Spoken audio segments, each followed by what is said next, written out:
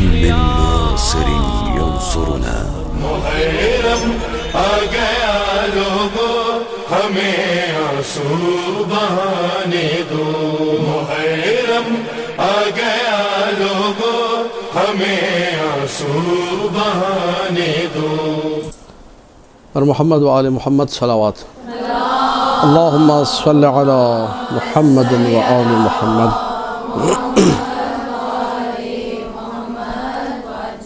اعوذ باللہ من الشیطان الرجیم بسم اللہ الرحمن الرحیم الحمد للہ علی ما انعم ولہ الشکر علی ما الہم والثناء بما قدم من عموم نعم ابتدأها والصبوغ على ان اسداها وتمام منن والاها جمع عن الاحصاء عددها ونأى عن الجزاء أمدها وتفاوت عن الإدراك أبدها وندبهم لاستزادتها بالشكر لاتصالها واستحمد إلى الخلائق بإجزالها وثنى بالندب إلى أمثالها ثم الصلاة والسلام على سيدنا ومولانا أبي القاسم محمد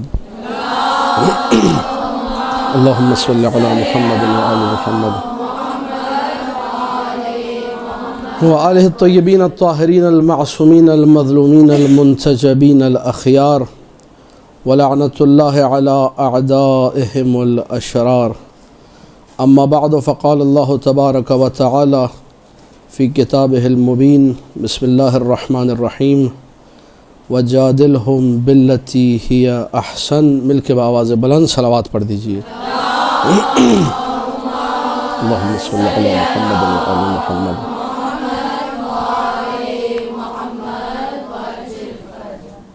آج کی اس گفتگو کے حوالے سے عرض خدمت یہ ہے کہ بندہ حقیر کو ظاہر سی بات ہے کہ جو حکم دیا گیا ہے جس موضوع کے حوالے سے اس پہ انشاءاللہ گفتگو ہوگی کہ انتخاب موضوع میں ہماری ترجیحات کیا ہیں اور ایک ذاکرہ کو یا ایک ذاکر کو جب موضوع کو چننا ہوتا ہے تو وہ موضوع کو کیسے چنے اور کن مقامات سے چنے یہ پہلا مرحلہ ہے جو موضوع مجھے دیا گیا ہے دوسرا یہ کہ بیجا نکتہ آفرینیاں یہ موضوع کا دوسرا پورشن ہے کہ بعض اوقات خطیب ایسی بے تکی باتیں ممبر سے کر جاتا ہے کہ جن کی کوئی تک نہیں بنتی ہے جن پہ لوگ بسا اوقات مذاق اس کا اڑاتے ہیں کہ کیا بات کر دی تمیز نہیں یہ بات کرنے کی بعض اوقات یہ کہہ دیتے ہیں بعض اوقات کہتے ہیں کوئی جوڑ نہیں تھا یہ بات یہاں کی تھی نہیں پتہ نہیں کہاں سے لا کے ٹھوک دیا اس کو خواہ مخواہ میں جوڑ دیے آپ یہ دو اپنی جگہ ایک مستقل موضوعات ہیں خطیب کے حوالے سے اور بہت ان کا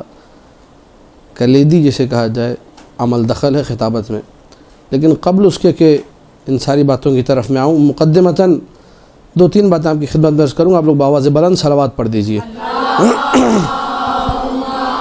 اللہم صلی علی محمد و آل محمد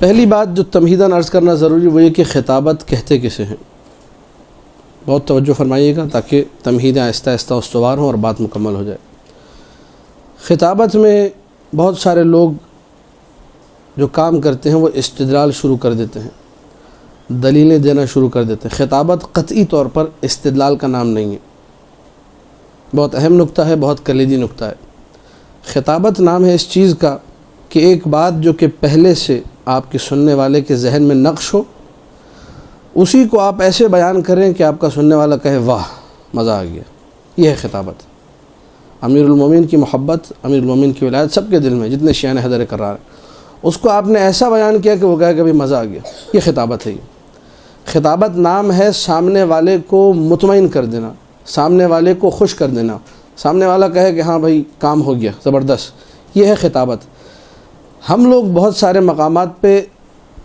درس دے رہے ہوتے ہیں اور کہتے ہیں جی خطابت کی ہے درس کا مطلب کیا ہے درس عربی زبان میں کہتے ہیں رگڑنے کو پیسنے کو درسا یدرسو درسن گندم کو پیسنا اس کے لیے لفظ استعمال ہوتا ہے درس کسی بات کو بار بار ریپیٹ کرنا کسی بات کو بار بار اتنا کہنا کہ سامنے والے کے ذہن میں پختہ ہو جائے اس کو پکی یاد ہو جائے، اس کے ذہن نشین آپ کرا دیں اس بات کو، یہ کہلاتا ہے درس۔ درس میں اور خطابت میں زمین آسمان کا فرق ہے۔ جو ذاکرات اس بات کی طرف اپنی توجہ مرکوز کیے ہوئے ہیں کہ ہم نے خطیبہ بننا ہے، تو پہلی چیز یہ ذہن نشین کریں کہ مجھے بات کرنے کا ڈھنگ آنا چاہیے، کہ میں کیسے بات ایسی کروں کہ سامنے والا کہے کہ ہاں اب جو ہے یہ بات ہمارے ذہن میں نقش ہو جائے گی۔ ہمارے بڑے بڑے جو ہے علماء تھے جو باتوں کو ایسے بیان کرتے تھے، جو خطبہ مثلا، علماء ظاہر عالم الگ ہے، خطیب الگ ہے۔ بہت سارے لوگ عالم ہوتے ہیں بولنا نہیں آتا، خطیب نہیں ہے۔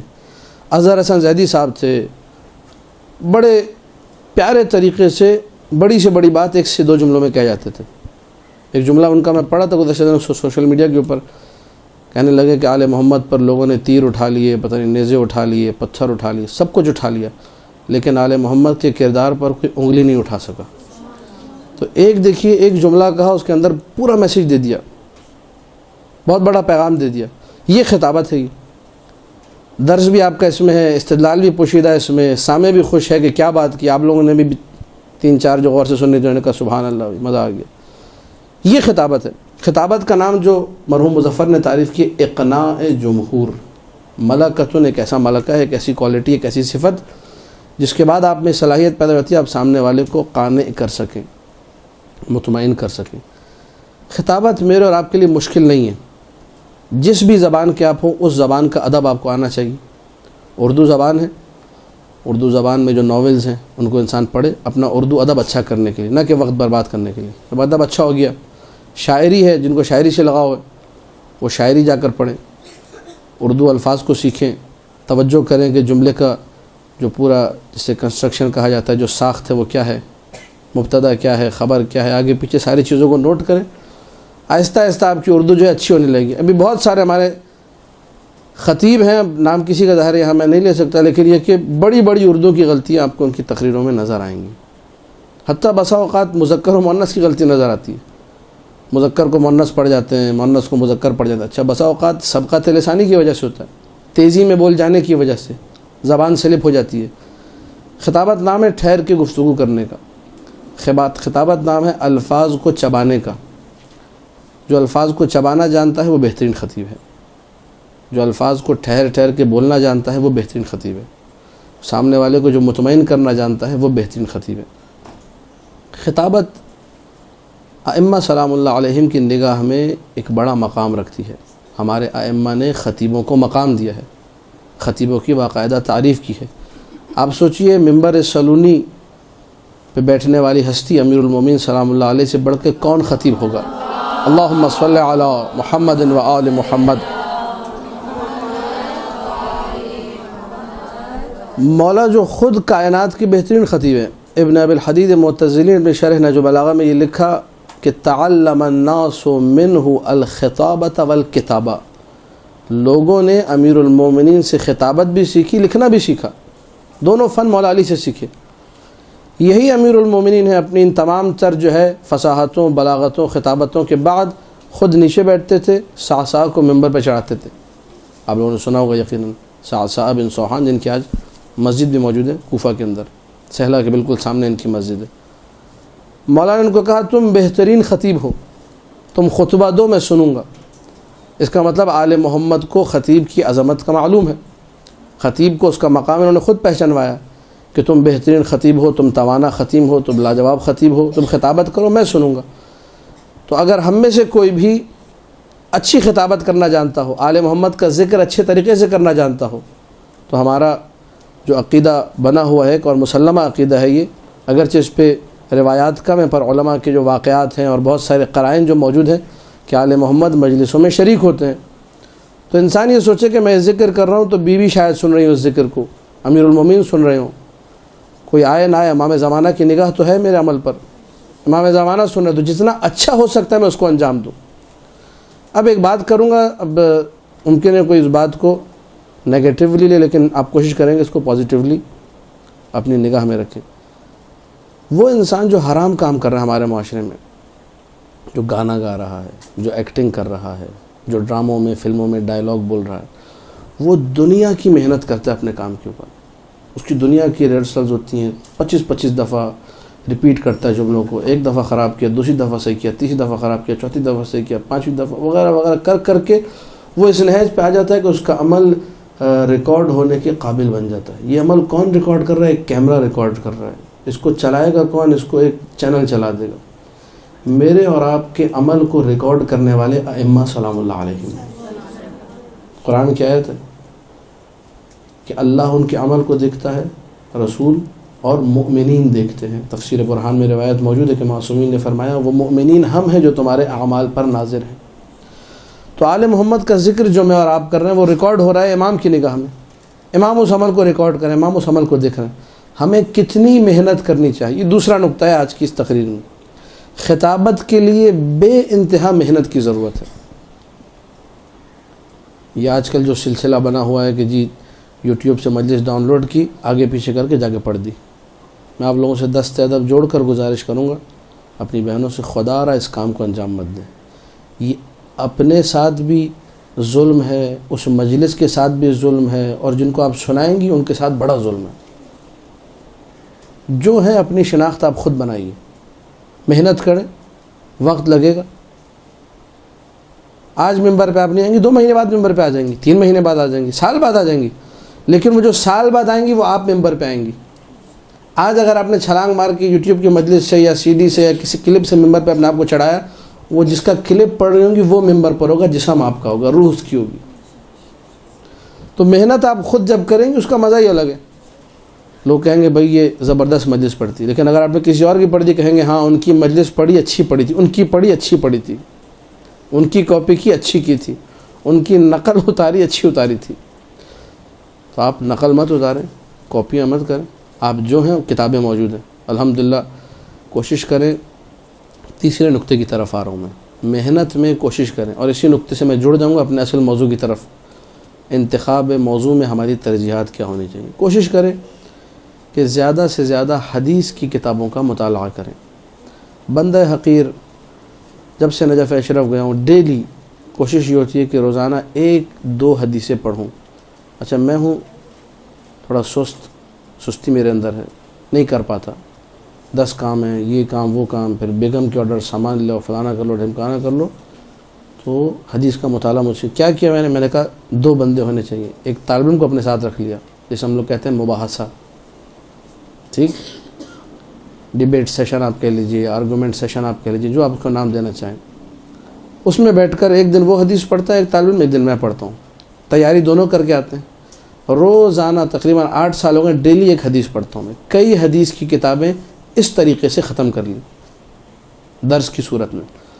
تو طریقہ بھی میں نے آپ کو بتا دیا، اگر آپ کو حدیث پڑھنی ہے خود سے پڑھنے بیٹھیں گی، 2 دن پڑھا 3 دن پڑھا، آپ کو مزہ نہیں آیا، لطف نہیں آیا کہ آپ چھوڑ دیں گی۔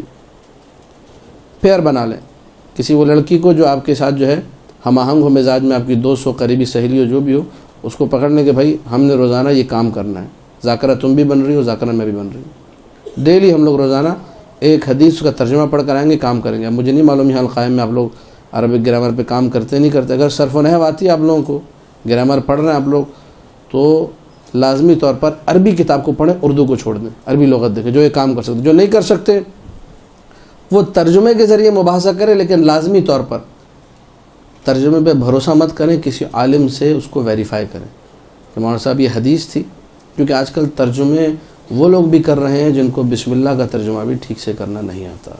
یہ اس پہ آپ لوگ دقت کیجیے گا۔ ترجمہ پڑھا آپ نے، اس کے بعد فوراً اگر ممبر پہ جا کے پڑھ دیے تو یہ ہے بے وقوفی، نادانی ہے۔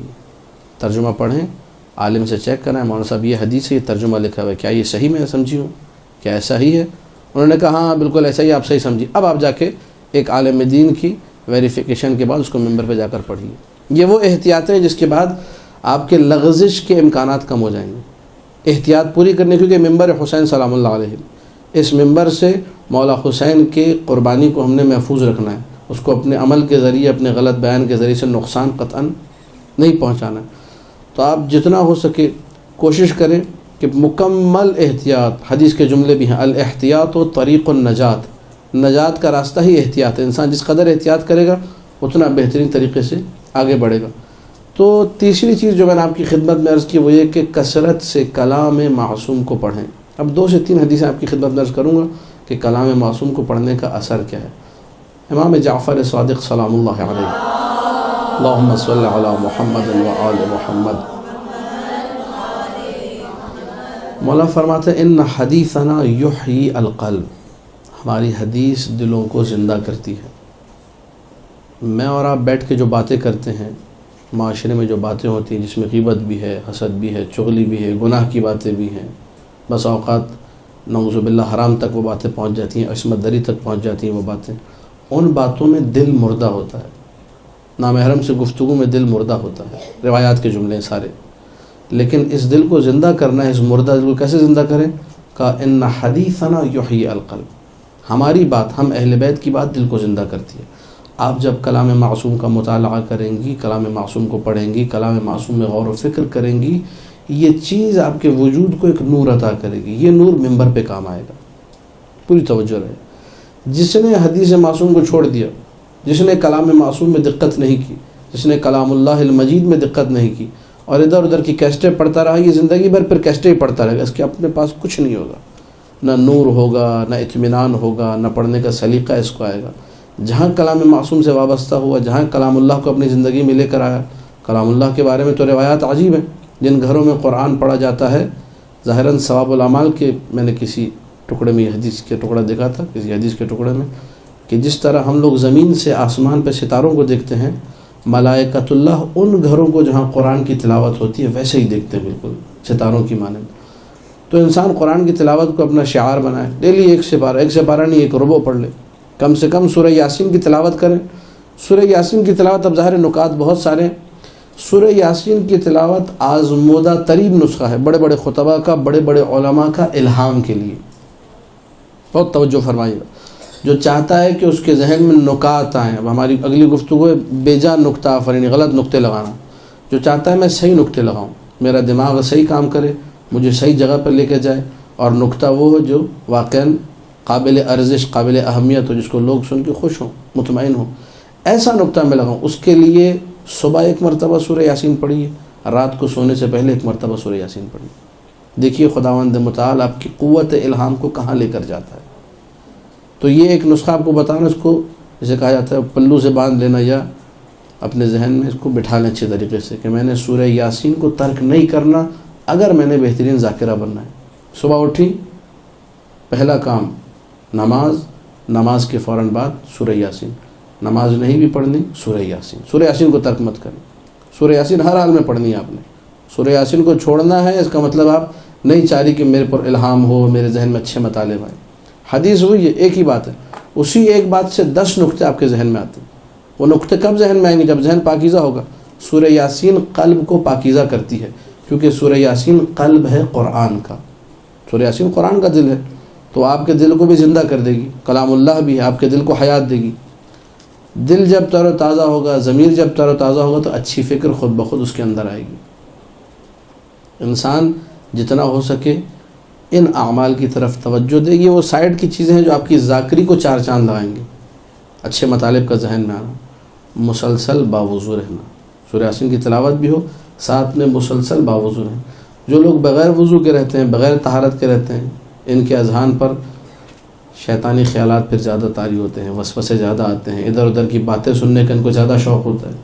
مسلسل باوضو رہیں گے تو ایک اللہ کی طرف سے طہارت کا انتظام آپ کے لیے ہو گیا۔ معصوم نے وعدہ کیا، الوضوء علی الوضوء نور علی نور، وضو پہ وضو کر لیا، نور علی نور ہے۔ حتیٰ ایک حدیث میں ہے الوضوء نصف الایمان، آدھا ایمان جو ہے وضو ہے، یعنی بہت زیادہ وضو کے بارے میں احادیث جو ہیں، شطر الایمان کہا گیا، نصف ایک حصہ ہے ایمان کا۔ تو وضو کی تاکید ہے، سورہ یاسین کو پڑھنے کی تاکید ہے، ویسے ہی قرآن کو پڑھنے کی تاکید ہے۔ دوسری چیز آخر یہ نسخہ، یہ آپ کے سائڈ کی چیزیں جو آپ نے کرنی ہے ذاکری کو مضبوط کرنے کے لیے، انشاءاللہ مزید مطالب آ رہے ہیں، بس یہ نسخہ ایک اور بیان کر دیں، اس کو بھی نوٹ کر لیجیے۔ ایک اور اہم ترین چیز، اکثر لوگ کہتے ہیں جی وہ چیزیں یاد نہیں ہو رہی، عربی عبارت یاد نہیں ہو رہی، پڑھتے ہیں، وہ گاڑی میں بیٹھے مجلس پہ جانے کے لیے جتنا پڑھا تھا سب بھول گئے، جتنی آیتیں یاد کی تھی سب ذہن سے نکل گئی، جتنی روایتیں دہرائی تھی وہ آدھی تو غائب ہو گئی، آدھی ہیں اور پتہ نہیں ممبر پہ جا کے کیا پڑھوں گا یا کیا پڑھوں گی وہ معلوم نہیں۔ ایک شخص آیا 7ویں مولا امام موسیٰ کاظم علیہ الصلوۃ والسلام کی خدمت میں، اللہم صلی علی محمد و آل محمد، مولا سے اس نے آ کے یہی شکایت کی جو بھی میں شکایت اپنی اور آپ کی طرف سے پیش کر رہا تھا. بوڑھا ہو گیا ہوں مولا، کچھ یاد نہیں رہتا. اچھا وہ تو بوڑھا تھا، خیر ہم لوگ ماشاءاللہ آج جوان اس کیفیت میں مبتلا ہیں جس کیفیت میں انہیں بڑھاپے میں مبتلا ہونا چاہیے. وجہ کیا ہے؟ واٹس ایپ، وائبر، آئیمو، شائمو، پائمو، 10 قسم کے جو ہے سافٹ ویئر آ گئے، انسان انہیں میں الجھ کے رہ جاتا ہے. اکثر چھوٹی چھوٹی باتیں جو اس کو اصلاً نہیں بھولنا چاہیے وہ بھی بھول جاتا ہے، کثرت مشاغل اور کثرت مصروفیات کی وجہ سے. تو بہرحال اس کا مداوع کیا ہے؟ مولا میں پریشان ہوں، دعائیں یاد نہیں رہتی ہیں، باتیں یاد نہیں رہتی، ذہن کمزور ہو گیا. امام نے اس کو ایک نسخہ بتایا، کہا کثرت سے یہ ذکر تم بار بار پڑھو. وہ کیا ہے نسخہ؟ بسم اللہ الرحمن الرحیم، لا حول ولا قوت الا باللہ العلی العظیم. کوئی ڈیجٹ معین نہیں، عدد معین نہیں، کثرت سے پڑھو. کثرت سے پڑھو کا مطلب کیا ہے؟ گاڑی میں جا رہے ہیں آپ، فضول باتیں کرنے کی جگہ ذکر پڑھتے جائیے. بسم اللہ الرحمن الرحیم، لا حول ولا قوت الا باللہ العلی العظیم. بسم اللہ الرحمن الرحیم، لا حول ولا قوت الا باللہ العلی العظیم. جتنا آپ پڑھیں گی میموری آپ کی انتہائی قوی ہو جائے گی. آیت الکرسی تو ہے ہی ہے، کم سے کم دن میں 21 مرتبہ آیت الکرسی کا ورد ہے. میموری کہتے ہیں، فوٹو میموری ہو جاتی ہے، بس دیکھ لیا حفظ ہو گیا. اس کے ساتھ یہ بھی ایک ذکر میں نے آپ کو بتا دیے، تو انشاءاللہ ممبر پہ آپ کو یہ پریشانی نہیں رہے گی کہ میں کچھ بھول جاتی ہوں، مجھے کچھ یاد نہیں رہتا. سب انشاءاللہ بالطفیل آل محمد یاد بھی رہے گا، اور جو باتیں آپ نے پڑھنی تھی اور آپ کو یاد نہیں تھی وہ ممبر پہ جا کے انشاءاللہ یاد بھی آ جائیں گی. یہ بھی ہوتا ہے، لیکن ان چیزوں کا خیال رکھنا پڑتا ہے، طہارت کا، کیونکہ ممبر پورا سلسلہ ہے ایک طہارت کا سلسلہ، پاکیزی کا سلسلہ. کبھی غلطی نہ کریں ممبر پہ بغیر وضو کے بیٹھنے کا. بعض لوگ ہوتے ہیں ذاکر بھی ذاکریں بھی بہت دیکھی، جو وضو وغیرہ کیا نہیں، بس جیسے ہی جس بھی حالت میں فٹافٹ جا کے ممبر پہ بیٹھ گئے. یہ قطعاً درست نہیں. پوری طہارت کا خیال رکھا جائے کہ بغیر طہارت کے میں نے نہیں بیٹھنا ممبر کے اوپر، کیونکہ آپ کا ذکر پاکیزہ ذکر ہے، آپ کا ذکر جو ہے نورانی ذکر ہے، آپ کا ذکر قلوب کو جلا عطا کرتا ہے، آپ کا ذکر دلوں کی طہارت کا باعث ہے، آپ کا ذکر ایمان میں اضافے کا باعث ہے، آپ کا ذکر لوگوں کو رلائے گا. ذکر مصائب جب ہوگا لوگ گریہ کریں گے. یہ ساری کی ساری چیزیں جو ہیں اضافہ کر رہی ہیں طہارت میں، شرافت میں، ریاضت میں، تزکیے میں، تہذیب میں. تو اس کے لیے جو بولنے والا ہونا چاہیے وہ بھی ایسا ہونا چاہیے. جب ذکر جو ہے دل سے نکلے گا، جب بات دل سے نکلے گی تو پہنچے گی بھی دل تک. لیکن اگر خالی زبانی کلامی ہو، لقلقہ لسانی جسے کہا جاتا ہے، منہ سے بول رہے ہیں، نہ بولنے والا اس پہ عمل کر رہا ہے، نہ سننے والے سے کسی عمل کی توقع ہے، تو ایسی بات پھر ہوا میں رہ جاتی ہے، وہ منتقل نہیں ہوتی اگلے ذہن تک. بات کرنی انسان ایسی کرے کہ سامنے والا اس پر عمل کرے، سامنے والا اپنے وجود میں محسوس کرے کہ یار کوئی بات مجھ تک پہنچی ہے. ایک جملہ معصومین کی زندگی میں یہی ملتا ہے، مکمل طہارت، زبان عصمت سے نکلا ہوا ایک جملہ. کشکول شیخ بھائی میں ایک واقعہ اس ذہن میں آگے سنیں گے. ایک شخص مدینہ کی گلیوں میں جو ہے وہ ہنسی مذاق کر رہا تھا، لہو و لعب والی باتیں، لہو باتیں. مولا امام حسن علیہ السلام نے اس کو دیکھا، اللہم صلی علی محمد و آل محمد، تو کہا کہ کیا تم نے، بس ایک جملہ کہا کیا تمہیں یقین ہے کہ تم پل صراط سے عبور کر جاؤ گے؟ شیخ بھائی نے کشکول میں لکھا کہ اس شخص کو اس کے بعد کسی نے ہنستے ہوئے نہیں دیکھا، کسی نے فضول بات کرتے ہوئے نہیں دیکھا. ظاہر سی بات ہے امام کی زبان سے نکلا ہوا جملہ، زبان عصمت، زبان طہارت، اس نے ایسا اثر کیا کہ مکمل طور پہ وہ شخص تائب ہو گئے. ساتویں مولا کا واقعہ بشر حافی والا وہ آپ لوگوں کو یاد ہوگا. اس میں بھی مولانا ایک ہی جملہ کہا تھا، کہ بندہ ہوتا تو ایسا، بھائی ایک جملہ کہہ کے نکل گئے، پوری زندگی تبدیل کر دی. میں اور آپ جب اپنی بات نہیں کرتے، ادھر ادھر کی فضول باتیں نہیں کرتے، صرف کلام معصوم سناتے ہیں، تو اس کے اثر انداز نہ ہونے کی وجہ میں ہو سکتا ہوں، کلام معصوم نہیں ہو سکتا. پوری توجہ فرمائیے گا. جب اتنا بہترین ذکر، اتنا نورانی کلام یہ اثر نہیں کر رہا، کیوں اثر نہیں کر رہا؟ سنانے والا ٹھیک نہیں ہے، یا ایک وجہ یہ ہوگی، اور اگر آپ ٹھیک ہیں تو دوسری وجہ پھر سامع میں ہوگی. اس طرح کربلا میں ہوا تھا کہ عاشورہ جیسا مقدس دن، کربلا جیسی مقدس جگہ، زبان امام حسین علیہ السلام کی زبان، لیکن پھر بھی موعظہ نے اثر نہیں کیا، لوگ لشکر یزید ہی میں رہے. مولا نے وہاں بتایا کہ میرا موعظہ تم پر اثر نہیں کرے گا. زبان مقدس زبان، زمان مقدس زمان، مکان مقدس مکان، لیکن موعظہ اثر نہیں کر رہا. کیوں بات اثر نہیں کر رہی؟ کیوں؟ اس لیے کہ تمہارے پیٹ میں حرام ہے. کربلا کے جملے آپ سب کو یاد ہوں گے. تو بسا اوقات یہ بھی ہوتا ہے. لیکن بہرحال سامع کی کیا ذمہ داری ہے؟ وہ آپ نے اپنے عمل سے اس کو اس معیار پہ لانا ہے کہ وہ بھی اچھا بن جائے. لیکن اس سے پہلے قوا انفسکم، اپنے آپ کو بچاؤ. قرآن کی جو آیت ہے سورہ تحریم کی، اپنے آپ کو پاکیزہ کرو. جب اپنے آپ کو تقویٰ کے مرحلے پہ لے کر آؤ گے، پاکیزہ کرو گے، خود بخود تمہاری بات اثر کرنے لگے گی. روایات کے جملے جو ہے عجیب ہیں کہ زبان اس وقت تک پاکیزہ ہو ہی نہیں سکتی جب تک دل پاکیزہ نہ ہو. دل کی پاکیزگی بے انتہا ضروری ہے زبان کی پاکیزگی کے لیے. جن لوگوں کا دل خراب ہوگا ان کی زبان سے پھر باتیں بھی عجیب و غریب قسم کی باتیں نکلیں گی. ان کی زبان سے وہ باتیں نکلیں گی جو بسا اوقات معصومین کی اذیت و آزار کا باعث بنتی ہیں. وہ باتیں نکلیں گی جو لوگوں کو دکھ پہنچاتی ہیں. اللہ نے زبان دی ہے لوگوں کو فائدہ پہنچانے کے لیے. امیر المومنین علی بن ابی طالب سلام اللہ علیہ، اللہم صلی علی محمد و آل محمد. مولانا نے فرمایا کہ اللہ نے انسان کو دو تحفے دیے ہیں، دو عطیے ہیں اللہ کی طرف سے. ایک عقل ہے اور ایک زبان ہے. فبالعقل یستفید وبالمنطق یفید. عقل سے وہ سیکھتا ہے، حاصل کرتا ہے، اور زبان سے لوگوں تک بات کو پہنچاتا ہے، لوگوں کو فائدہ پہنچاتا ہے، افادہ کرتا ہے. عقل سے استفادہ یعنی فائدہ حاصل کرنا، زبان سے افادہ ہے لوگوں تک فائدے کو منتقل کرنا ہے، پہنچانا. ذاکر کے لیے جو اہم ترین اس کی ذمہ داری ہے کہ لوگوں کو فائدہ پہنچائے. کسی بھی نہج پر وہ ہو، کسی بھی جگہ وہ گفتگو کر رہا ہو، لوگوں کو فائدہ پہنچائے. اب یہاں سے میں آ جاؤں گا اپنے جو موضوع مجھے آپ کے ادارے کی طرف سے دیا گیا تھا کہ آپ نے گفتگو کرنی انتخاب موضوع کے حوالے سے. دیکھیے، موضوع میں ترجیح جو چیز رکھتی ہے وہ تین چیزیں ہو سکتی ہیں. نمبر ایک، کوئی موضوع ذاتاً ترجیح رکھتا ہے. وہ موضوع ہی ایسا ہے کہ اس میں ترجیح موجود ہے. جیسے ولایت امیر المومنین کا موضوع ہے، محبت امیر المومنین سلام اللہ علیہ کا موضوع ہے. یہ موضوع ذاتاً ترجیح رکھتا ہے. اس کو کسی اور ترجیح کی ضرورت نہیں ہے. بسا اوقات کوئی موضوع ذاتاً اتنی ترجیح نہیں رکھتا، لیکن زمانہ اسے باعث ترجیح بنا دیتا ہے. وقت ایسا ہوتا ہے، زمانہ ایسا ہوتا ہے کہ اب اس کی ترجیح جو ہے بڑھ جاتی ہے. کوئی ایسا مسئلہ فقہی جس میں لوگوں میں مثلاً جہل پایا جاتا ہے، لوگوں کو وہ مسئلہ معلوم نہیں ہے. اب آپ نے وہ مسئلہ بیان کرنا شروع کیا تو ویسے ذاتاً اس کا وہ مقام نہیں ہے مسئلے کہ ایک چھوٹا سا مسئلہ ہے، شریعت کا مسئلہ، جو اس کا فضل ہے وہ مقام اپنی جگہ محفوظ، لیکن یہ کہ اس کو باقاعدہ ممبر پہ ڈسکس کیا جائے، لوگوں کے سامنے برملا بیان کی، اس پہ تقریریں ہوں، خطابات ہوں، ان سب کی ضرورت نہیں ہے.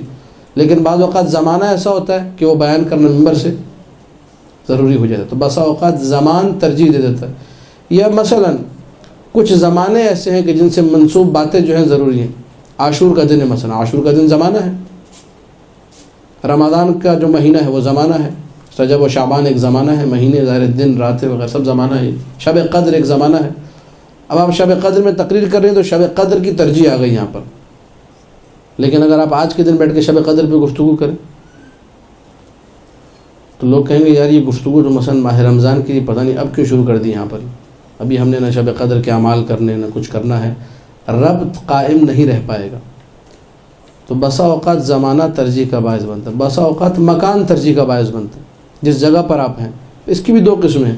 ایک دفعہ خود اس جگہ پہ آپ نے گفتگو کرنی ہے، مثلا آپ زیارت کے لیے چلے ہیں کربلا پہ، اب آپ کو ذاکری کا موقع ملا ہے، کاروان میں آپ ہیں، آپ کربلا کی فضیلت پہ گفتگو کر رہے ہیں. مثلا کربلا کی زمین کعبہ سے افضل ہے، کربلا کی زمین کے بارے میں مولانا نے کہا کہ کربلا جیسی کوئی زمین نہیں ہے، کربلا کی زمین کے یہ فضائل ہیں.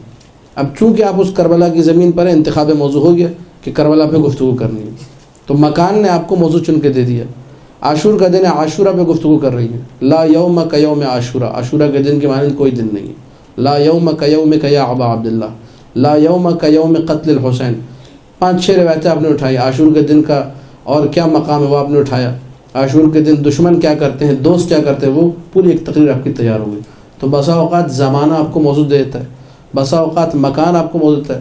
مکان میں نے بتایا کہ 2 قسم، یا تو خود وہ مکان پہ گفتگو کریں گی، یا یہ کہ اس جگہ جو رہنے والے لوگ ہیں انہوں نے آپ سے تقاضا کیا کسی موضوع کا، وہ کوئی موضوع آپ کو دے رہے ہیں کہ قبلہ ہمارے علاقے میں یہ مسئلے مسائل ہیں، محترمہ ہمارے علاقے میں یہ مسئلے مسائل ہیں، آپ ان پہ گفتگو کیجیے. تو مکان کے رہنے والے آپ کو بسا اوقات موجود دے دیتے ہیں. اور یہ ایک خطیب کے لیے ایک نقطہ بھی ذہن نشین کیجیے، جہاں بھی آپ مجلس پڑھنے جائیں مولا آپ لوگوں کو سب کو توفیق دے گا کہ انشاءاللہ دنیا بھر میں آپ لوگوں کو یہ ذکر اہل بیت کی فضیلت اور سعادت نصیب ہو. یہ ہمارے اساتذہ نے اس نقطے پہ بڑا زور دیا، بہت بیان کیا. نجف اشرف میں ہمارے استاد ہیں آیت اللہ صادق خرسان، فرماتے ہیں جس علاقے میں مجلس پڑھنے جاؤ پہلے اس علاقے کی ثقافت سے اپنے آپ کو آشنا کرو، پہلے اس علاقے کے کلچر سے اپنے آپ کو آشنا کرو، پہلے ان لوگوں کے حال احوال معلوم کرو، کیسے لوگ ہیں، کیا ان کی ثقافت ہے، کیسے رہتے ہیں، مزاج ان کا کیا ہے، کس طبیعت کے مالک ہیں، کون کون سے مسائل ہیں، کیا سننا پسند کرتے ہیں، کون سی باتیں ان کو پسند آتی ہیں، کون سی باتیں ناپسند ہیں. پتہ چلا ان کو جو باتیں ناپسند ہیں آپ نے ساری وہی جا کے ممبر سے کر دی، تو بجائے اس کے کہ وہ ذکر اچھا ہوتا وہاں لڑائی جھگڑے فساد وغیرہ ہو گئے. تو سامع کا خیال رکھنا بے حد ضروری ہے. آپ نے اگر اچھا خطیب بن کر ممبر سے حق ادا کرنا ہے تو سامع کی ناپسندیدہ بات کو بھی ایسے کرنا ہے کہ وہ سکون سے سنے، کہا یہ بڑی بہترین بات ہوئی، مزہ آ گیا بھائی. یہ آپ کا ہنر ہے، ہنر گفتار، ہنر منطق، بولنے کا ڈھنگ سنگ آپ کا ہوگا، یہ کہ آپ کو کیسے بولنا آتا ہے. لیکن اگر ان چیزوں کا خیال نہیں رکھا، پہنچ گئے موضوع آپ نے اپنا چن لیا، بس اس موضوع میں نے تقریر کرنی ہے، تو یہاں کیا کرے جب آپ کو حالات معلوم نہیں ہیں. ایسے موضوع کو چنے جو موضوع ذاتاً ترجیح رکھتا ہو. اس میں ذاتاً ترجیح میں بہترین مثالیں یہ ہیں کہ ائمہ کے فضائل ہیں، قرآن کی آیات آپ نے اٹھا لی، ان کی تفاسیر اٹھا لی. کچھ علاقوں میں آپ لوگ جائیں گے، وہاں پہ لوگ آئیں گے، مولانا صاحب یہ آپ جو ہے نا داڑھی پہ ضرور بولیے گا. اچھا ہوتا کیا ہے، اس کا پھڈا چل رہا ہے کسی دوسرے کے ساتھ، وہ داڑھی کٹا ہے، یہ داڑھی والا ہے، وہ آپ سے کہتے ہیں داڑھی پہ بولیے گا. یہ ہم لوگوں کے ساتھ ہو چکا ہے. آپ نے جا کے مجلس پڑھی داڑھی پہ، اگلے لڑنے کو آگے آپ سے کہا آپ نے کیوں پڑھا بھائی، کل میری اس سے بحث چل رہی تھی، آج آپ نے میرے خلاف بولنا تھا، اور کبھی آپ کو یاد نہیں ہے. اسی طرح اور مثال آپ لوگ بنا لیجئے. یہ جو لوگ آپ کو آگے کہیں نا کہ اس پہ پڑھ دے، ان کی لوگوں کی باتوں میں اگر آپ لوگ گئے بے انتہا نقصان ہوگا. نہیں انشاءاللہ آپ ان سے کہیں دعا کیجئے مولا مجھے ذکر کی توفیق دے، انشاءاللہ ضرور حق تو بیان کرنا ہے. اس قسم کے جملے بول کے فی امان اللہ آپ جائیے اپنا کام کیجئے، ہمیں معلوم ہے ہم نے کیا کرنا ہے. لوگوں کی باتوں میں آنا آپ کے موضوع کو بھی خراب کرے گا، آپ کی شخصیت کو بھی خراب کرے گا. کبھی لوگوں کی باتوں میں آپ نے نہیں جانا. یہ وہ نکات ہیں شاید آپ لوگ اس کو اہمیت نہ دیں، لیکن یہ بہت اہمیت والے نکتے ہیں. بسا اوقات آپ کی پوری جو ذاکری کا جسے کہا جاتا ہے زندگی کا پورا تسلسل ہے، اس کو برباد کر سکتے ہیں اگر ان نقطوں کا خیال نہ رکھا جائے. اور یہ ہوا ہے لوگوں کے ساتھ، چھوٹی چھوٹی چیزیں لیکن بہت اہمیت کی حامل. موضوع آپ نے چن لیا کہ میں نے امیر المؤمنین سلام اللہ علیہ کی محبت پہ تقریر کرنی ہے. اللہم صلی علی محمد و آل محمد. یہ جو تقریر آپ نے کرنی ہے، اب انتخاب موضوع تو آپ نے ایک چن لیا. میں نے بتا دیا 3 قسمیں، ذاتاً ترجیح رکھتا ہے، زماناً ترجیح رکھتا ہے، مکاناً ترجیح رکھتا ہے. کوئی بھی آپ نے ایک موضوع چن لیا. اب یہ کہ اس موضوع پہ میں تقریر کیسے کروں، اس کے لیے ایک ٹپ جو ہے، ایک طریقہ میں پہلے بتا چکا آپ کو کہ آپ نے طے کرنا ہے کہ میں نے ڈیلی 1 2 3 جتنی میری کیپیسٹی، جتنی میری حیثیت ہے، مقدار ہے، حدیثیں پڑھنی ہی پڑھنی ہے. وہ جب آپ حدیثیں پڑھنا شروع کریں گے، سال 1.5 سال 2 سال آپ کے ذہن میں مطالب کا انبار ہوگا. تو حدیث کی کتاب کا مطالعہ کرنے کے بعد آپ کو پریشانی پہلے تو پیش آئے گی نہیں، لیکن طریقہ میں آپ کو بتا دیتا ہوں. طریقہ یہ کہ کسی بھی موضوع پہ آپ نے گفتگو کرنی ہے تو آپ سب سے پہلے اپنے پاس معجم المفہرس رکھیے. قرآن کی جو کتاب ہے ڈکشنری معجم، اس کا طریقہ بہت آسان ہے. تھوڑی سی آپ نے صرف کے کچھ قاعدے سیکھنے، کسی بھی عالم دین سے سیکھیں، مجھے قاعدے سکھا دیں تاکہ میں معجم دیکھ سکوں جن کو نہیں آتی. اب آپ نے جو بھی موضوع چنا ہے اس موضوع پر آپ کو تفسیر موضوعاتی ٹائپ کی چیزیں مل جاتی ہیں، مارکیٹ میں اویلیبل ہیں. قرآن کے موضوعات اردو میں بھی، قرآن کے شروع میں موضوعات دیے، وہاں سے موضوع اٹھایا، آپ نے لفظ نکالنا ہے آیت کا، یہ لفظ قرآن میں کن کن مقامات پہ آیا ہے. ساری آیتیں نکل کے آ جائیں گی کہ یہ لفظ قرآن میں اتنے مقامات پہ ہے. آپ نے بیٹھ کر آیتوں کا مطالعہ کرنا ہے کہ یہ آیت کیا کہہ رہی ہے، یہ آیت کیا کہہ رہی ہے. یہ آیت 10 آیتیں 10 پڑھ لیا آپ نے. 20 آیتیں جب آپ نے کہا 20 تو میں نہیں دیکھ سکتے، چلو 15 دیکھ لیتی ہوں، 12 دیکھ لیتی ہوں، جتنا آپ نے کرنا تھا کر لیا. جب آپ نے یہ آیتیں نکال لی، ان کا ترجمہ دیکھ لیا، اب دوسرا اہم ترین کام، لازمی طور پہ اپنے گھر میں بے عنوان ایک ذاکرہ کے 3 سے 4 تفسیریں واجبی ہیں. جس کے گھر میں تفسیر کی کتاب نہیں ہے اور اپنے آپ کو ذاکرہ کہتی ہے تو خدا کا خوف کرے، اس کو نہیں کہنا چاہیے، شرم آنی چاہیے کہتے ہوئے. تفسیر کی کتاب ضروری ہے. اب اگر کسی کو جملے برے لگیں تو کوئی بات نہیں، کبھی کبھار ایسی باتیں ہو جاتی ہیں۔ تفسیر کی 4 سے 5 کتابیں ضروری ہیں۔ پہلی کتاب جو خطیب کے لیے ضروری بعنوان ذاکرہ بتا رہا ہوں میں، بعنوان ایک طالب علم کے اور جو علمی تحقیق کرنا چاہ رہا ہے، علمی کاوشیں کرنا چاہ رہا ہے، تفسیری ابحاث کرنا چاہ رہا ہے، اس حوالے سے نہیں، اس حوالے سے کہ آپ نے ممبر پہ جانا ہے، لوگوں کو ایک اچھا پیغام دینا ہے، اچھا میسیج دینا ہے، اچھی مجلس پڑھنی، اس حوالے سے بتا رہا ہوں۔ تفسیر نمونہ نمبر 1، تفسیر نمونہ بہترین تفسیر خطابت کے لیے، مطالب اس کا اردو میں ترجمہ ہو چکا ہے، مولانا صفدر شاہ نقوی کا ترجمہ موجود ہے۔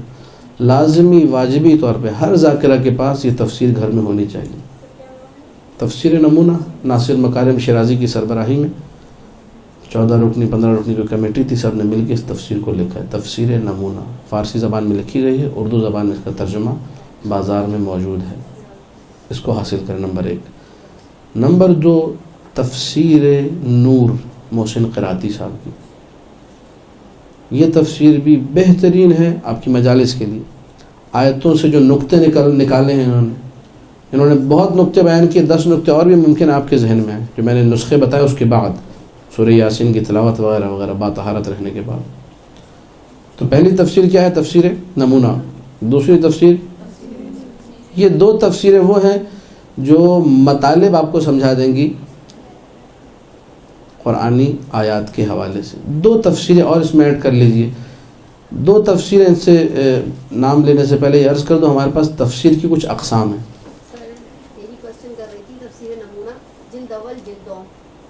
نہیں جلد اول جلد دو نہیں، پورے 15-20 جتنے جلدیں وہ سب لیجیے وہ، تاکہ آپ کو جسم دیکھیں۔ ہم نے ایک مکمل طور پہ ایک ذاکرہ کے لیے بات کر رہا ہوں میں، سپارے تو نہیں پڑھانے ماہ رمضان میں نے، ٹھیک ہے؟ پوری تفسیر آپ جلدیں 15 جلدیں ہیں تو 20 جلدیں جتنی بھی وہ حاصل کیجیے۔ 2 تفسیریں اور، یہ تفسیریں اس لیے ضروری ہیں کہ ہمارے پاس تفسیر کی اقسام ہیں کچھ۔ تفسیر کی سب سے بہترین قسم ہے تفسیر روائی۔ تفسیر روائی وہ ہوتی ہے کہ جس میں آیت کے ذیل میں کلام معصوم ہوتا ہے، معصوم کی روایت ہوتی ہے، اس سے بہترین تفسیر کوئی نہیں ہے، تمام علماء کا متفقہ فیصلہ۔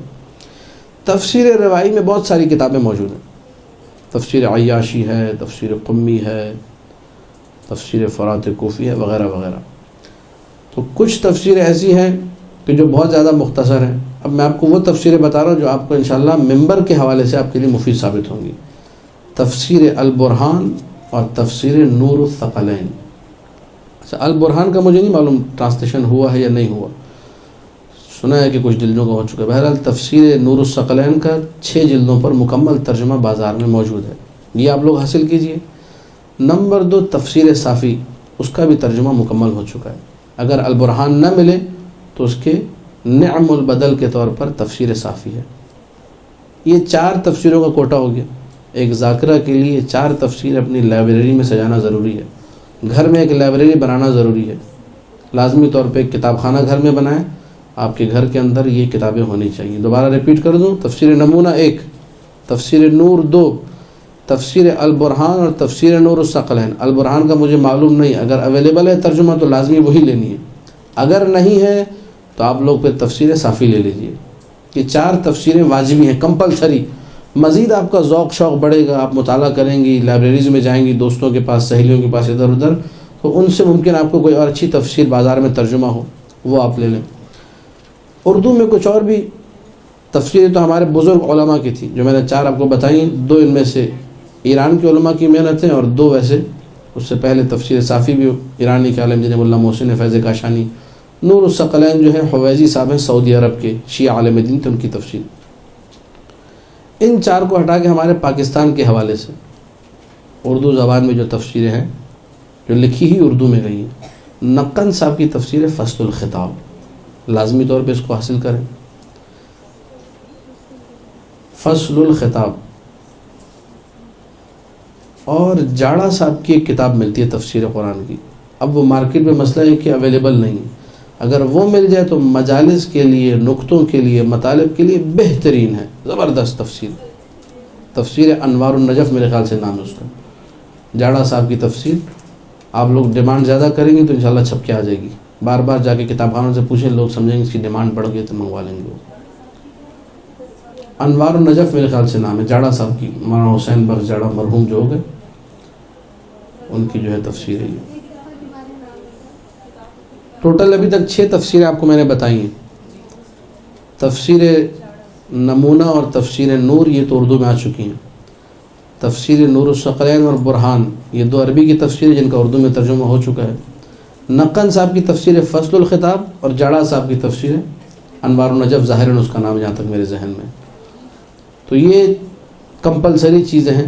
2 میں نے اردو کی بتا دی, باقی 4 جن کے ٹرانسلیشن ہو چکے ہیں. یہ 2 لکھی ہی اردو میں گئی ہیں, باقی 4 کے ٹرانسلیشن ہوئے ہیں. ان کو آپ لوگ حاصل کریں.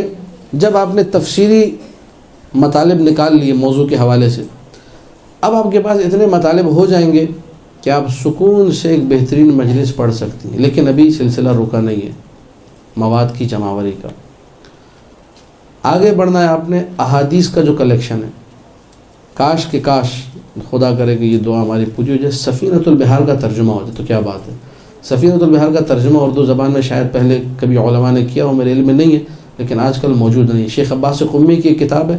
شیخ عباس قمی رحمۃ اللہ علیہ نے 20 سال یا 22 سال اپنی زندگی کے بحار الانوار کے اوپر لگائے. بحار الانوار کی پرانی جو بڑی جلدیں تھیں جن کو ٹرے میں رکھ کے گھما کے پڑھا جاتا تھا, ان کو کہتے تھے نجف میں ابو السینی, یعنی ٹرے والی کتابیں.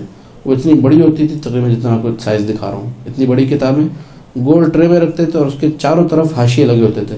وہ سیدھی رکھ کے بندہ پڑھ ہی نہیں سکتا, تو وہ ٹرے میں رکھتے تھے گول اور گھما کے اسٹیئرنگ کی طرح کتاب پڑھی جاتی تھی. وہ 26 جلدیں وہ تھی بڑی والی. پھر بعد میں جب چھپی کمپیوٹر والے نسخے جب آئے تو 110 جلدیں اس کی بنی.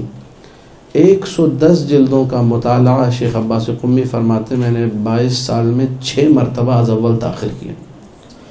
اس کے بعد میں نے ان 6 دفعہ کے مطالعے میں جو مجھے کمال کی چیزیں لگیں ان کو میں نے ایک کتاب میں جمع کیا. 8 جلدوں پر وہ کتاب بنی جس کا نام ہے سفینۃ البحار. بحار الانوار یعنی نوروں کے انوار کے سمندر, اور سفینۃ البحار یعنی ان سمندروں میں ایک چھوٹی سی کشتی میں شیخ عباس قمی بیٹھے ہوئے اور پیارے پیارے مطالب نکال کے آپ کو دے رہے ہیں. تو اگر سفینۃ البحار کا ترجمہ ہوتا تو کیا بات ہوتی. اور جو عربی پڑھ سکتی ہیں, سمجھ سکتی ہیں, کوشش کریں آپ لوگ. بہرحال آج کل نیٹ کا زمانہ ہے, صرف نحو اتنی مشکل نہیں ہے. کوشش کریں 1 1.5 سال 2 سال لگا کے صرف نحو مٹھی میں کر لیں, بہت ساری آپ کے لیے آسانیاں ہو جائیں گی. اگر سفینۃ البحار نہیں مل رہی تو اب کیا کریں. تو اب نعم البدل کا لفظ میں استعمال نہیں کروں گا. بہرحال رے شہری صاحب کی میزان الحکمہ, اس کا ترجمہ اردو میں آ چکا ہے. لازمی واجبی ایک خطیبہ کے گھر میں کتاب میزان الحکمہ کا ہونا ضروری ہے. آپ لوگ یہ مت کہیے گا کہ میں نے آپ لوگوں کا خرچہ بہت کرا دیا ایک ہی درس کے اندر. ظاہر 8-10 ہزار روپے سے اوپر کی کتابیں تو بن چکی ہیں ابھی تک, لیکن یہ کہ یہ ایک دفعہ کی ہے.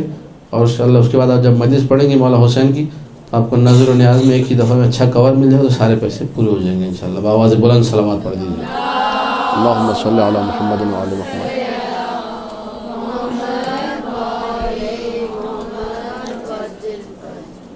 میزان الحکمہ کا کمال یہ ہے کہ اس میں ہر موضوع کے اوپر احادیث آپ کو مل جائیں گی. موضوع وار احادیث ہیں, مختلف ائمہ کا کلام موجود ہے, اور ہر موضوع پر ترتیب سے ایک کے بعد ایک حدیث ہی حدیث ہیں. اور حدیثوں کے اندر بڑے پیارے پیارے مضامین موجود ہیں, کمال کے مضامین موجود ہیں. یہ اگر مضامین آپ کی مٹھی میں آ گئے, پھر آپ کو رات کے 2 بجے بھی نیند سے اٹھا کے بولیں گے کہ بھائی مجلس پڑھی, آپ کہیں گے بسم اللہ الرحمن الرحیم اور مجلس شروع ہو جائے گی. کوئی مشکل آپ کو پیش نہیں آئے گی. 2 سال 3 سال کی محنت ہوگی, اس کے بعد زندگی بھر کی آسانی ہو جائے گی. تحف العقول ابن شعبہ حرانی دوسری کتاب حدیث کی. پہلی کتاب میں نے بتائی سفینۃ البحار, وہ ہے نہیں بازار میں, اس کی جگہ بتائی میزان الحکمہ. میزان الحکمہ کے بعد تحف العقول واجبی ہے. تحف العقول کے بارے میں یہ کہوں گا اس کا مباحثہ کریں آپ لوگ, لڑکیاں آپس میں گروپ بنائیں, روزانہ 1 صفحہ 1.5 صفحہ تحف العقول کا پڑھیں. پوری کتاب کو از اول تاخر پڑھیں. مطالعہ کہا اس کو جاتا ہے جہاں گتے سے گتے تک کی کہانی ہو. یہ جو مطالعہ آج کل ہو رہا ہے یہ مطالعے کے نام پہ جو ہے ظلم ہے. یہ مجلس پڑھ دی, موضوع آپ نے انڈیکس میں دیکھا, گھمایا, یہ ہاں صفحہ نمبر نکالا, پڑھا, فی امان اللہ, کتاب بند کر. یہ غلط طریقہ ہے. مطالعہ کرنا ہے کتاب کو آپ از اول تاخر پوری کتاب پڑھیں گے. جب بہت سی دفعہ یہ ہوتا ہے کہ وہ بات جو آپ نے موضوع دیکھ کے صفحہ نمبر نکال کے پڑھی ہے وہاں لکھی ہوئی ہوتی ہے آدھی, اور آدھا جو ہے نا 500 صفحے پہلے گزر چکا ہوتا ہے. تو وہ جو کمپائلر ہوتا ہے مؤلف, وہ پوری بات یہاں ذکر ہی نہیں کرتا. آپ آدھی بات جا کے ممبر پڑھ دیتے, نقصان آپ کو بعد میں ہو جاتا ہے. لوگ کہتے ہیں تو آپ نے آدھی بات پڑھی, اصل بات تو یہ تھی, آپ نے پڑھا نہیں ہے. تو کوشش انسان یہ کرے کہ مطالعہ جب کرتا ہے تو از اول تا آخر کتاب کا مطالعہ. اس میں یہ تحف العقول کا اردو میں ترجمہ موجود ہے، کئی لوگوں نے کیا ہے، کئی ترجمے اس کے بازار میں موجود ہیں. یہ آپ جو ہے لازمی طور پہ کتاب تحف العقول. کتنی کتابیں ہو گئی؟ تفسیر کے بعد 6 تفسیر کی بتائیں گے، اس کے بعد 4 نہیں 6 بتائیں تفسیر کے. میں نے آپ لوگ حدیث کے بھی 2 بتائیں میں نے، میزان الحکمہ اور تحف العقول. ٹھیک. تیسری کتاب، توجہات آپ لوگ یہاں رہیں، تیسری کتاب جو ہے تحف العقول کے بعد، یہ بہت امپورٹنٹ کتاب ہے، اہم ترین کتاب ہے، لازمی ترین کتاب ہے. ہمارے پاس ہوتا کیا ہے، اب توجہ فرمائیے کہ یہ نقطے بہت قیمتی نقطے ہیں جو کہ سالوں کی جو ہے زحمتوں کے بعد بسا اوقات حاصل ہوتے ہیں. آپ کی خدمت میں اس مجلس میں عرض ہو رہے ہیں. ایک حدیث آپ پڑھتے ہیں اور اس کا مثلا پوسٹر بھی بن جاتا ہے، اس کے پمفلیٹ بھی بن جاتے ہیں، اس کے پینفلیکس بھی لگ جاتے ہیں، چاروں طرف ترجمہ کر کے حدیث لگ گئی. جبکہ حدیث کا سینیریو کیا ہے، کہاں بات ہو رہی ہے، کس وقت کی بات ہو رہی ہے، کب کی بات ہو رہی ہے، کسی کو پتہ ہی. اس سے بہت زیادہ غلط میسج جاتا ہے بسا اوقات. حدیث کو سمجھنا، امام معصوم کا جملہ ہے، حدیث تدریح خیر من 1000 ترویح. ایک حدیث جسے تم سمجھو 1000 ان سے بہتر ہے جنہیں تم پڑھو. ایک حدیث کا سمجھنے کا ثواب، سمجھنے کا اجر کتنا ہے؟ 1000 حدیثوں کے پڑھنے جتنا اجر. 1000 حدیث آپ نے روایت کی، سلسلہ سند بھی پڑھا، حدیث بھی پڑھی، کتنا اجر ملا؟ ایک حدیث میں غور و فکر آپ نے کیا، اس کو سمجھا، اس کا اجر اتنا ہے. تو سمجھنے کی بے انتہا اہمیت ہے. ہم لوگ بسا اوقات منبر پہ جاتے ہیں، حدیث کتاب سے اٹھا کے پڑھ دی جا کے، غور و فکر نہیں کیا. معصوم نے فرمایا ہمارے کلام میں غور و فکر کرو. ہمارا کلام بھی جس طرح قرآن معجزہ ہے، کلام معصوم بھی معجزہ ہے. 25 نکات آپ کے ذہن میں آئیں گے. تو اب بہت ساری احادیث ایسی تھی جو سمجھ میں نہیں آتی تھی، قابل ہضم نہیں تھی، لوگوں کو پتہ نہیں تھا ان کا معنی کیا ہے. خود معصوم سے جا کر پوچھا کہ مولا یہ جملہ اس کا مطلب سمجھ میں نہیں آیا.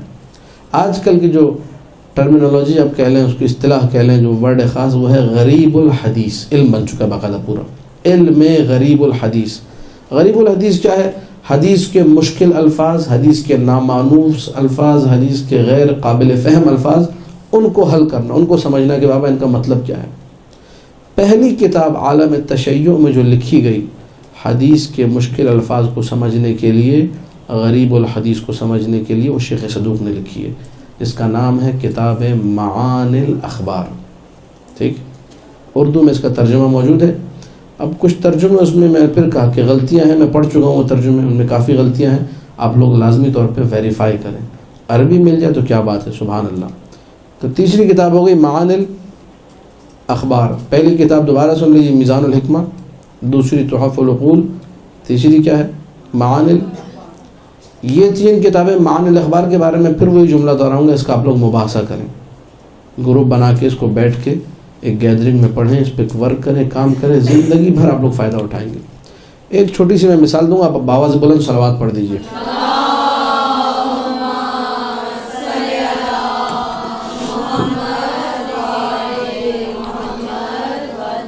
حدیث آپ لوگوں نے سنی ہوگی، بڑی مشہور و معروف حدیث ہے. تمام خطبہ، ذاکرات، ذاکر، عالم سبھی پڑھ رہے ہیں ممبر سے. مولا حسین نے فرمایا الناس عبید الدنیا والدین لاعق علی السنتهم یحوتونه حیثما درت معایشهم فاذا محسوا بالبلاء قلت دیانون. کیا فرمایا مولا حسین نے کہ جی لوگ دنیا کے غلام ہیں. سنیے حدیث آپ لوگوں نے؟ نہیں سنی. لوگ دنیا کے غلام ہیں اور دین ان کی زبان کا چٹخارا ہے. جب تک دین سے کام نکل رہا ہے، دین کے ارد گرد گھوم رہے ہیں. جب بلائیں آتی ہیں، جب مشکلات آتی ہیں، جب پریشانیاں آتی ہیں، تو دیندار لوگ کم رہ جاتے ہیں. یہ حدیث لکھ دیا آپ نے، پمفلیٹ بنا دیا، پوسٹر بنا دیا، چھاپ دی. ترجمہ کیا کہ آپ نے الناس عبید الدنیا، لوگ دنیا کے غلام ہیں. یہ 25 جگہوں پہ آپ کو یہ حدیث ملے گی، لیکن ترجمہ ٹھیک نہیں ہے. کیوں؟ میں بھی پہلے یہ حدیث پڑھتا تھا اور اس پہ خوب ہم لوگ تبلیغ کرتے تھے، خوب نقطے لگاتے تھے، لوگوں کو بتاتے تھے یہ درس ہے. یہ بعد میں پتہ چلا بھائی کہانی کچھ اور ہے. فرزدق جا رہا ہے، کامل بہائی میں نے روایت پڑھی. فرزدق جا رہا ہے، کوفہ سے چلا ہے، راستے میں امام حسین علیہ السلام سے ملاقات ہوئی. مولا آپ کہاں جا رہے ہیں؟ کہا کوفہ. کوفہ والوں کے حال احوال کیا ہیں؟ فرزدق نے یہ کہا قلوبہم معک سیوفہم علیک. کوفہ والوں کے دل آپ کے ساتھ ہیں لیکن ان کی تلواریں آپ کی گردن پر. اچھا فرزدق ایک شاعر ہے، آل محمد کا چاہنے والا ہے، لیکن اس کا کلام حجت نہیں ہے.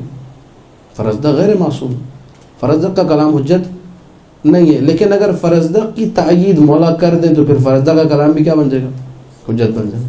جب فرزدق نے کہا قلوبہم معک و سیوفہم علیک، ان کے دل آپ کے ساتھ ہیں، ان کی تلواریں آپ کی گردن پر، تو فوراً مولا نے کہا الناس عبید الدنیا، یہ جو کوفہ والے جو دل ہمارے ساتھ اور تلواریں ہماری گردنوں پہ رکھتے ہیں، یہ کوفہ والے دنیا کے غلام ہیں، میرے غلام. دیکھیں کتنا فرق آگے نہیں آگے. ایک دفعہ آپ ترجمہ کرتی ہیں دنیا، لوگ دنیا کے غلام ہیں، لوگ میں تو پھر سبھی لوگ آ گئے، میں بھی آ گیا، آپ بھی آ گئے، سب آ گئے. اور ایک دفعہ آپ کہتے ہیں کوفہ والے، یہ جو لوگ جنہوں نے لحوف کے مطابق 12,000، ارشاد کے مطابق 10,000 12,000 خط امام حسین علیہ السلام کو لکھے، اور ہر خط کے آخر میں لکھا عجل ثم عجل ثم عجل، جلد آئیے جلد آئیے جلد آئیے. 25 سائن ایک خط پہ. امام نے عاشور کے دن وہ جب کہا کہ تم نے خط لکھے، کہا ہم نے کون سے خط لکھے؟ امام نے صحابی کو بلایا، 2 بوریاں وہ لے کر آیا، اور دونوں بوریوں کے جب منہ کھولے تو 12,000 خط اس میں سے نکلے. تو یہ جو لوگ تھے، اب دیکھیے کتنا فرق آ گیا بات میں. ایک دفعہ اوور آل بات کرتی کہ دنیا کے جتنے لوگ ہیں سبھی دنیا کے غلام ہیں. یہ امام حسین نے یہ تو نہیں کہا تھا. امام حسین نے خاص پرٹیکولر جو پاپولیشن تھی اس کے بارے میں کہا، خاص طبقے کے بارے میں کہا کہ یہ طبقہ جو خط مجھے لکھ رہا ہے، نعرہ میرا لگا رہا ہے، دم میری محبت کا بھر رہا ہے، پیسے اپنے زیاد سے لے کے میرے خلاف میری گردن پہ تلوار لے چڑھا، یہ طبقہ دنیا کا غلام ہے. فرق آیا نہیں ہے بات میں. حدیث چھاپ دی، مثال دے رہا ہوں، مدرسہ القائم کی طرف سے پوسٹر بن گیا کہ جی مولا علی سے ایک شخص نے کہا یا علی میں آپ سے محبت کرتا ہوں، تو مولا نے کہا کہ جو ہے تم بلاؤں کے لیے، فقر کے لیے، فاقے کے لیے تیار ہو جاؤ. ہیں ایسی حدیثیں نا، آپ لوگوں نے پڑھی ہوں گی، سنی بھی ہوں گی کہ جو ہم اہل بیت سے محبت کرے فلیستعد للفقر، تو فقر کی تیاری کرے. اب آپ نے یہ حدیث پڑھ دی. اچھا وہ بندہ جو امیر ہے کیا وہ محبت نہیں رکھتا؟ جب وہ محبت رکھتا اس کو فقیر ہو جانا چاہیے، پھر فقر کی تیاری کرنی چاہیے. بہت سونے پڑھا اور بڑے غلط میسج گئے. معانی الاخبار شیخ صدوق، جس کتاب کا میں نے آپ کو حوالہ دیا، اس میں کسی شخص نے اگر پوچھا چھٹے امام جعفر صادق صلوات اللہ وسلام علیہ سے، اللہم صلی علی محمد و آل محمد، مولا مجھے یہ بتائیے ایک شخص نے آ کر امیر المؤمنین سلام اللہ علیہ سے یہ کہا تھا میں آپ سے محبت کرتا ہوں، انی احبک، آپ سے محبت ہے. تو امام نے پلٹ کر یہ جملہ کہا فَأَعِدْ لِلْفَقْرِ جِلْبَابًا یا جُلْبَابًا، تم فقر کی رضا کے لیے تیار رہو، تیاری کرو. تو فوراً چھٹے امام نے پلٹ کے دیکھیے جملہ کہا لَيْسَ هَكَذَا، جیسا تم سمجھو ویسا نہیں ہے. یہ پڑھا گیا ہے، میں اسے مسٹیکس ہوئی ہیں، میں آپ کو وہ بتا رہا ہوں. جیسا تم سمجھو ویسا. اب اس پہ آپ نقطے لگائے جائے، بے جا نقطہ آفرین اسی کو کہتے ہیں. حدیث سمجھے بغیر اس پہ آپ خوب جو ہے ورک کیے جائیں. پہلے سمجھو حدیث کو، اس کے بعد ورک ہونا چاہیے اس پہ. مولانا نے کہا امیر المومنین کی مراد یہ تھی کہ جب تم نے ہم سے محبت کر لی، اب یوم فقر یعنی یوم قیامت کی تیاری کرو. تم عمل اچھا ہونا چاہیے تمہارا. کتنا دیکھیے بات میں فرق آ گیا. 10 سال اس حدیث کو پڑھا گیا، لوگوں کو بیوقوف بنایا گیا کہ جی تم فقیر ہو جاؤ گے. امیر المومنین سے محبت کر کے فقیر ہوتا ہے؟ اگر امیر المومنین سے محبت کر کے فقیر ہوتے تو امیر المومنین ہمیں رزق کی دعائیں کیوں بتا؟ وسعت رزق مستحب ہے. بیوی بچوں کے خرچے کے لیے زیادہ محنت کرنا، اوور ٹائم لگانا کمپنی میں مستحب ہے شرعاً، علماء نے لکھا ہے اپنی کتب میں اس کو. آپ کہہ رہے ہیں کہ جو ہم اہل بیت سے محبت کرے وہ فقر کے لیے تیار ہو جائے. فقر کی مذمت کی گئی ہے روایات میں. تو بغیر سوچے سمجھے حدیث پڑھی، اوہ بس میں اسی پہ مجلس پڑھ دیتی ہوں ابھی جا کے، چلو بھائی ہو گیا کام. پہلے سمجھو اس کو، بندہ کام کرے. حدیث کو سمجھنے کے لیے میں دوبارہ تاکیداً عرض کر رہا ہوں، کتاب معانی الاخبار کو حفظ کر لیں. خدا رہا معانی الاخبار آپ نے حفظ کر لی، خدا آپ کے ذہنوں کو وہ نور دے گا منبر کے حوالے سے، حدیث فہمی کے حوالے سے، کہ انشاءاللہ آپ بندہ خیر کو دعا دیں گی. لیکن کام کریں ان کتب پہ، کتابوں کو پڑھیں اور کیسٹوں اور سیڈیوں اور ان چیزوں سے اجتناب کریں. استفادہ کرنا ہے، ذاکری کورس میں چیزیں بھی آتی ہیں، اس کی اہمیت اپنی جگہ ہے، لیکن اس سے استفادہ اتنا ہو کہ آپ یہ دیکھیں اس کا اعتماد کیا. مثلا ڈینیل کارنیگی نام ہے، اب نام میرے ذہن میں، اس نے کتاب لکھی فن الخطابہ، اس کی کتاب کا نام ہے ہاؤ ٹو اسپیچ. تقریر کیسے کی جائے. اس نے اسے بہت سارے مطالب بیان کی کہ انسان کو بے باک ہونا چاہیے, بولڈ ہونا چاہیے. عورتوں کے لیے تو قطر مناسب نہیں, لیکن عورتوں کے سامنے چل جاتا ہے, عورت کے سامنے تقریر کر رہی. وہاں اپنی بے باکی کا, اپنی بہادری کا, اپنے جو ہے جسے کہا جائے بولڈنس جسے کہا جائے, اس کا مظاہرہ کرنا ہے بولنے میں. وہاں ڈرنا نہیں ہے, ہچکچانا نہیں ہے, ہیزیٹیشن کوئی نہیں ہونی چاہیے.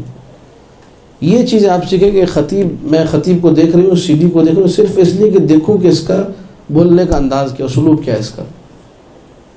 وہ اعتماد آپ نے کیچ کرنا, اس خطیب کو کاپی نہیں کرنا. اتنی حد تک آپ نے سی ڈی سے استفادہ کرنا ٹھیک ہے.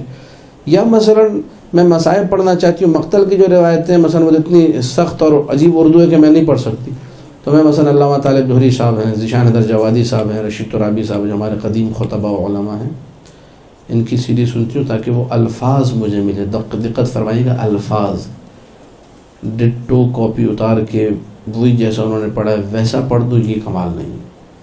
آپ مصائب کے الفاظ لے لیں, تیاری آپ کی اپنی ہو, تمہید آپ کی اپنی ہو, گریز آپ کا اپنا ہو, سب کچھ آپ کا اپنا ہو, محنت آپ کی اپنی ہو. تو ایکسٹریکٹ کا جو ایک طریقہ کار ہے, نکالنے کا طریقہ کار سی ڈی سے, وہ اگر آپ کے پاس ہنر موجود ہے جو سیکھنا ہے آپ نے, جو واقعاً سیکھنا آپ کے لیے ٹھیک ہے, اس حد تک سی ڈی سے سیکھے. باقی آپ کا پورا کنسنٹریشن ہونا چاہیے کتابوں کے اوپر. جو میں نے تفسیریں بتائی ہیں, جو آپ کو حدیث کی کتابیں بتائی, ان پہ توجہ کریں اور کوشش کریں کہ ان کتابوں کو میں اپنے ساتھ رکھوں, ان سے استفادہ کروں. باقی کچھ کتابیں میں نے ذکر نہیں کیے, وہ اس وجہ سے ذکر نہیں کی کہ وہ تو ہونا ضروری ہے, ان کے بغیر تو چارہ ہی نہیں. قرآن ہے, نہج البلاغہ ہے, سیف سجادی, یہ 2-3 کتابیں, یہ اس کو ہم لوگ عربی میں کہتے ہیں مفروغ عن, یعنی اس پہ بات کرنے کی ضرورت ہی نہیں ہے. یہ اگر نہ ہو تو پھر تو بات بنے گی نہیں, کیونکہ تفسیر کس کی ہے؟ قرآن کی.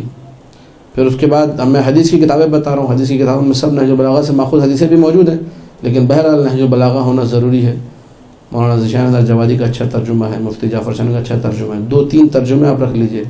سیف سجادیہ ہے, اس کے 2-3 ترجمے اپنے پاس لازمی طور پہ رکھیں.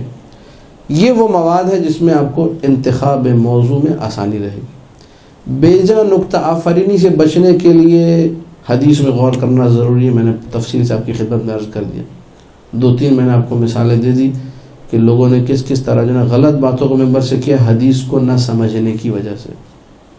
جب حدیث سمجھ میں آئے گی تو انسان پر غلط قسم کے نکتے نہیں لگائے گا. بعض اوقات جب تیاری نہیں ہوتی ہے, بعض اوقات جب انسان جو ہے آمادہ نہیں ہوتا ہے, اور انسان کے اندر یہ ہوتا ہے کہ بھئی اب میں کوئی اوپر کی بات کروں پچھلے خطیب سے, وہاں پر وہ بسا اوقات تیاری نہ ہونے کی وجہ سے غلط بات کر جاتا ہے. ایک جگہ مجلس پڑھ رہا تھا میں, تو وہاں میں نے فضائل پڑھتے ہوئے ایک نکتہ لگایا. میں نے کہا صحابی وہ ہے جو کہ رسول اکرم کے وضو کے پانی کو زمین پہ نہیں گرنے دیتے. یہ روایات کے جملے ہیں. ایک لفظ ہے وضو اور ایک ہے وضو. وضو واو پہ ضمے کے ساتھ اس عمل کو کہتے ہیں, ہاتھ دھونا, سر پاؤں کو, چہرے کو دھونا, سر کا مسا, پاؤں کا مسا, یہ وضو کہلاتا ہے. وضو واو پہ فتح کے ساتھ اس پانی کو کہتے ہیں, اس سے وضو کیا جاتا ہے. تو رسول کا وضو زمین پہ نہیں گرتا تھا, روایت کے جملے ہی. صحابہ کرام ہاتھ پھیلا کے کھڑے ہوتے تھے اور وہ پانی اپنے سینوں پہ ملتے تھے وغیرہ وغیرہ. یہ میں نے روایت پڑھی. اس کے بعد میں نے کہا مقام علی ابن ابی طالب یہ ہے کہ مولا جب ایک غزوے سے واپس آئے, پسینے میں شرابور تھے, بہار میں روایت موجود ہے, تو اللہ کے رسول آگے بڑھے, انہوں نے امیر المومنین کے پیشانی سے اپنے ہاتھوں سے پسینے کو صاف کیا, اپنے سینے پر ملا تبرکاً. یہ میں نے ایک نقطہ وہاں پر پڑھ دیا. ابھی تو آپ کو ویسے ہی سنا ہے, وہاں خطابت کے انداز میں پڑھا, اس کو اچھے انداز میں پڑھا. میرے بعد ایک اور صاحب آئے خطیب, انہوں نے کہا کہ شاکری صاحب ابھی تھوڑی دیر پہلے یہ کہہ رہے تھے کہ صحابی جو ہے اللہ کے رسول کے وضو کا پانی زمین پہ نہیں گرنے دیتے تھے, تو اگر صحابی وضو کے پانی زمین پہ نہیں گرنے دے رہا تو میرا مولا علی جو ہے نبی کے جوتوں میں ٹانکا لگاتے تھے. خاصف النعل والوں نے حدیث پڑھ دی.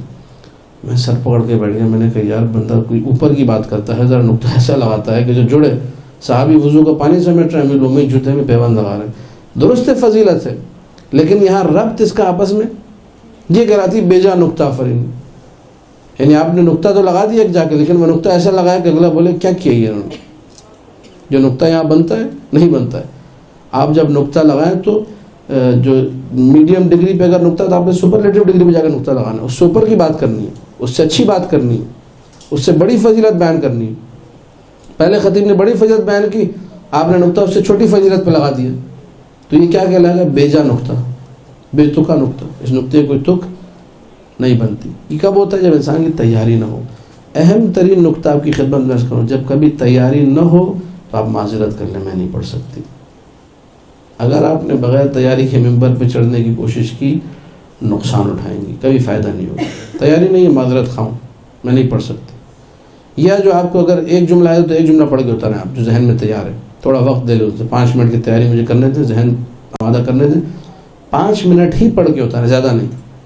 اگر ملکہ ہے، اتنی صلاحیت ہے، اتنی قوت ہے، وَإِلَّا مت کریں. یہ کام بہت زیادہ نقصان دہ بغیر تیاری کے یہ کام کرنا. یا بسا اوقات جب لوگوں کو مطالعہ کتب کم ہوتا ہے، ایک صاحب تھے، مولانا صاحب نے جا کے کہا کہ نمبر 2 نے ابراہیم کو آگ میں ڈالا. نعرے لگ گئے، نمبر 2 نے ابراہیم کو آگ میں ڈالا. اور کیا نئی بات کی بھائی، کیا نقطہ لگایا مطلب، سبحان اللہ. ان سے بعد میں آ کے پوچھا قبلہ یہ آپ نے بڑا زبردست جملہ کہا، مزہ آ گیا. کہا کیا؟ کہا وہ نمبر 2 نے ابراہیم کو آگ میں ڈالا. کہا کہ کتاب میں لکھا ہے، میں نے تھوڑی کتاب میں وہ دیکھا تو نمرود کو نمبر 2 لکھا ہوتا. نمرود نہیں، اس کو آپ کا لکھے نقطے لگا دیں. تو اب جن لوگوں کا مطالعے کا یہ نہج ہو کہ وہ نمرود کو اگر نمبر 2 لکھا، اس بیچارے کو یہ نہیں پتا کہ نمرود کون ہے.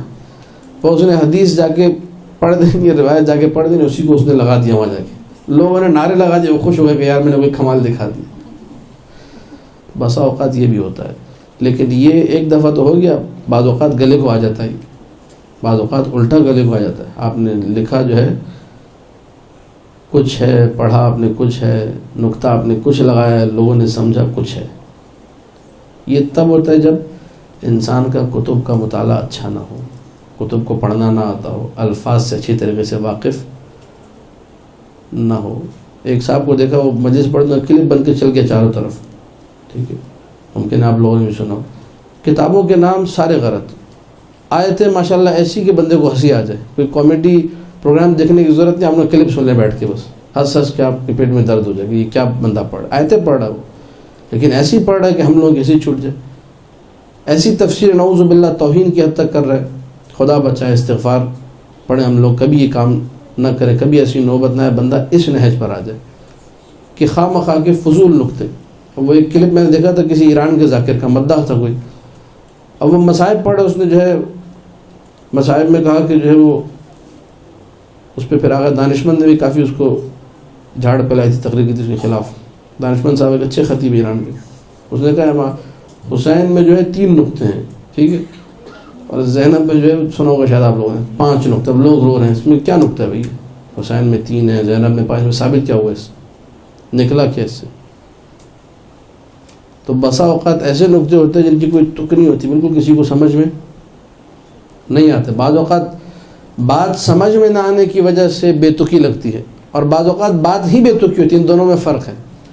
ممکن آپ کسی ایسے مجمع میں جا کے بات کریں جہاں لوگ کہیں سمجھ میں نہیں آیا جی ذاکرہ نے کیا پڑھا، لیکن آپ کی بات ٹھیک تھی. یہ ٹھیک ہے کہ لوگ نہ سمجھے، لوگوں کا علم کم تھا، لوگوں کا فہم کم تھا. آپ نے بھی جو نا جتنا قریب جا کے سمجھانا چاہیے تھا نہیں کیا آپ نے وہ کام.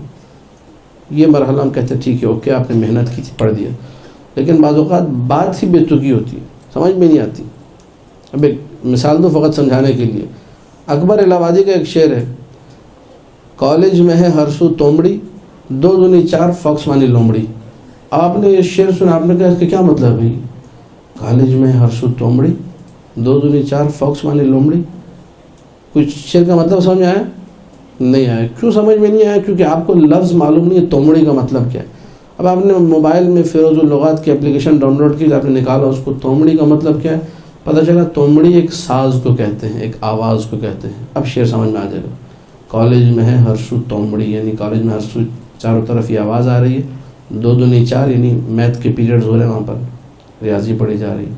فاکس مانی لومڑی یعنی انگریزی بھی پڑھی جا رہی ہے. اب واضح ہو گیا. اس سے پہلے آپ کے لیے واضح تھا کتنا بے تکا شعر ہے. کیا ہوا آپ ہنسے اس پہ کہ کیا بیکار سا شعر ہے، لیکن جب تومڑی لفظ کا مطلب سمجھ میں آ گیا کہ یہ مطلب ہے، اب بات واضح ہوگی. تو بسا اوقات ایسی چیزیں ہوتی ہیں جو پہلے سمجھ میں نہیں آتی، بعد میں سمجھ میں آ جاتی ہیں، مطلب کو، الفاظ کو سمجھنے کے بعد. یہ پھر اس کو ہم لوگ کہتے ہیں ٹھیک ہے چلے گا. بدترین مرحلہ، انتہائی پستی والا مرحلہ، وہ مرحلہ کہ جہاں بولنے والے کو پتہ نہ ہو میں کیا بول رہا ہوں. اس بیچارے کو خود ہی نہیں پتہ ہوتا وہ کہہ رہا ہے. اس کی بھی ایک مثال سن لیجیے اور اس کے بعد انشاءاللہ تھوڑا سا ذکر مصائب. ابھی گزشتہ دنوں میں قصور میں تھا آپ ایک صاحب آئے کہنے لگے آغا صاحب آپ کو میں ایک راز کی بات بتاتا ہوں، بڑے راز کی بات ہے، میرے بالکل قریب آ گیا، میں ڈر گیا، میں نے کہا پتہ نہیں کون سی ایسی بات بتا رہا ہے اتنی راز کی بات۔ جی جی بسم اللہ بتائیے۔ کہا آپ نے یہ چشتی صاحب کی وہ سنی ہے ربائی خواجہ معین الدین چشتی کی؟ میں نے کہا ہاں سنی ہے، وہ شاہ اسد حسین باز۔ کہنے لگے قبلہ اس کے 4 نہیں 6 شعر ہیں اس کے۔ میں جو مجھے پتا تھا پہلے سے کلپ میں سن چکا تھا، اتنا انہوں نے قریب آ کے اتنا آہستہ بولا، اتنے جو عجیب طریقے سے بولا، میں ڈر گیا تھا کہ پتہ نہیں کوئی غلط خبر نہ دے رہے میرے پاس۔ میں نے کہا آپ کو یہ معلوم ہے کہ ربائی میں ہوتے ہی 4 شعر ہیں؟ ربائی عربی زبان کا لفظ ہے، ربائی کا مطلب ہی 4 ہے۔ اوہ قبلہ میں تو اور ہی نہیں کیا اس پہ۔ پھر اس نے وہ 2 شعر سنا، میں نے کہا نہ ان 2 شعروں کا قافیہ درست ہے نہ ردیف درست ہے۔ اچھا جس بندے نے یہ شعر پڑھا، اس احمق الناس، اس بیوقوف ترین شخص نے ندائے روحی روح است حسین، اس کا قافیہ اور ردیف نہیں ملتا، پتہ ہے آپ لوگوں کو تھوڑی سی بھی شاعری آتی ہے۔ پناہ است حسین، شاہ است حسین، دی پناہ است حسین، بنا لا الہ است حسین۔ اب یہاں پہ کہہ رہے روح است حسین، تو یہاں پہ ہونا چاہیے تھا راہ است حسین مثلا، تب بنتا قافیہ اور ردیف درست۔ اس کے بعد انتہائی بیہودہ اسم است اللہ ذات است حسین، یہ جو جملہ اس بندے نے کہا ہے اسم است اللہ ذات است حسین، اس شخص خبیث نے، اس کو خود نہیں معلوم میں نے کیا کہا ہے، یہ انتہائی بیتو کی بات ہے، یہ بولنے والے کو خود نہیں پتہ ہے کہ اس نے کیا کہا ہے، اس کو پتہ ہی نہیں اس کا مطلب۔ مجھے 100% یقین ہے کہ بولنے والے کو معلوم نہیں ہے۔ یہ مطلب ائمہ سلام اللہ علیہم نے کئی احادیث میں منع کیا کہ خدا را ذات خدا کے بارے میں مت سوچو، اگر تم نے اللہ کی ذات کے بارے میں سوچنا شروع کیا تم گمراہ ہو جاؤ گے، تم ضلالت کی طرف جاؤ گے۔ معصوم منع کر رہا ہے، یہ کہہ رہا ہے جی شعر آیا ہے، وہاں سے آیا ہے، مولا کے دربار سے آیا ہے، حکم ہوا ہے، استخارہ نکالا ہے، کبھی کہتا ہے میں نے خود پڑھا ہے۔ ایک ہی شعر میں 3 باتیں انہوں نے کی مختلف۔ یہ بھی خطیب ہے، اس کو بھی لوگ سن رہے ہیں، لاکھوں روپے دے کے مجلس سنی جا رہی ہے، لیکن آپ دیکھیے یہ ہوتی ہے بے جا بے تکی بات، بے ہودہ بات، اور چونکہ عقائد کے خلاف ہے اس لیے میں نے سخت لفظ بننے کے لیے استعمال کی۔ یہ خباثت ہے سراسر، یہ حماقت ہے، یہ کہ آپ ممبر پر آ کر اتنی غیر ذمہ داری کا مظاہرہ کریں، ایسی بے تکی بات کریں۔ خدا ہم سب کو بچائے ان بے تکی باتوں سے، بے جا نکتہ آفرینیوں سے۔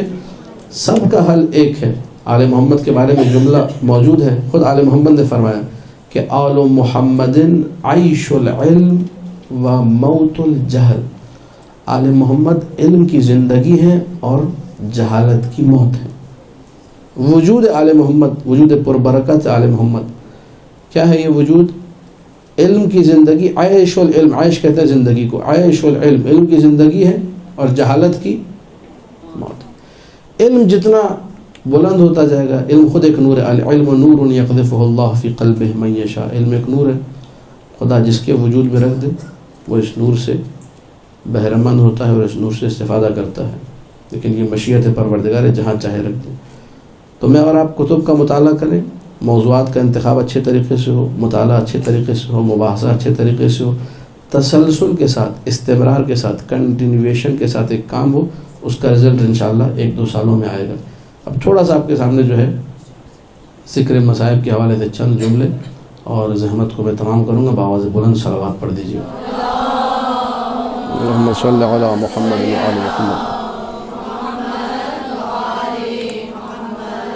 گفتگو چونکہ خطابت پر تھی اور ذاکری پر، تو اسے کہا جاتا ہے گریز۔ یہ بھی آپ لوگ سیکھ لیجئے کہ انسان بالکل بغیر کسی تمہید کے شروع نہ کرے، 2-3 جملے ایسے رکھے جو اسے فضائل سے مسائب کی طرف اس کا ربط بنا دیں۔ اس ربط کو اصطلاح میں ہم لوگ خطبہ حضرات کہتے ہیں گریز، یعنی جہاں سے گریز ہوتا ہے فضائل الی المصائب، فضائل سے مصائب کی طرف روانگی ہوتی ہے آپ کی۔